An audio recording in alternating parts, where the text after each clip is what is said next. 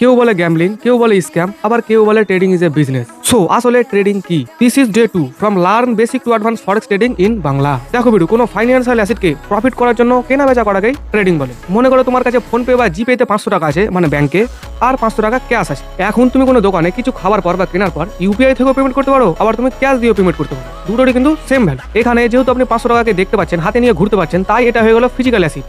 আর যে টাকাটা আপনি ইউপিআই দেখতে পাচ্ছেন, না এটা আপনি কোনো টাকা দেখতে পাচ্ছেন, না হাতে নিয়ে ঘুরতে পাচ্ছেন, মোবাইলে জাস্ট একটা নম্বর দেখতে পাচ্ছেন। বাট ব্যাংক আপনাকে অথরাইজ দিয়েছে যে এটাই আপনার 500 টাকা। আপনি যা কিছু ক্যাশ 500 টাকা দিয়ে করতে পারবেন, সমস্ত কিছু আপনার ইউপিআই এর 500 টাকা দিয়েও করতে পারবেন। যেহেতু আপনি আপনার ব্যাংকের টাকাকে না দেখতে পাচ্ছেন, না হাতে নিয়ে ঘুরতে পাচ্ছেন, তাই এটা হয়ে গেল নন ফিজিক্যাল অ্যাসেট। আর এই নন ফিজিক্যাল অ্যাসেটকে ফাইন্যান্সিয়াল অ্যাসেট বলে। বাট এখানে একটা ক্যাচ আছে, আপনি যদি ক্যাশ 500 টাকাকে 1 বছর কেন 10 বছরও রেখে দেন, তাও কিন্তু সেটা 501, 502 বা 505 হবে না। বাট সেম 500 টাকা আপনি যদি ব্যাংকে রাখেন, তাহলে 6 মাস পর হোক, 1 বছর পর হোক, সেই 500 টাকাটা কিন্তু 501, 502 বা 505 হতে পারে। তাই নিজের টাকা বা সম্পত্তিকে বাড়ানোর জন্যই মানুষ ফাইন্যান্সিয়াল অ্যাসেটের প্রতি ইন্টারেস্টেড হয়। যেমন গোল্ড, সিলভার, বিটকয়েন, স্টক, এরকম অনেকগুলি ফাইন্যান্সিয়াল অ্যাসেট হয়।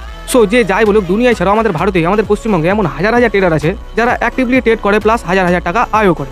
হাই, আমি গোষ্ঠ গোপাল। বিগত 3 থেকে 3.5 বছর থেকে আমি ফুল টাইম ট্রেডিং করি। বেশিরভাগ ট্রেড আমি গোল্ড আর বিটকয়েনে করে থাকি। আমার মনে হয় না কি পুরো ইন্টারনেটে এত সহজভাবে কেউ বলেছে। আই হোপ কি আমার এই সিরিজ কমপ্লিট হতে আপনি ফরেক্স ট্রেডিং এর বেসিক টু অ্যাডভান্স সবকিছু শিখে যাবেন। সো বাঙালি হয়ে বাঙালিকে সাপোর্ট করার জন্য প্লিজ লাইক এন্ড ফলো।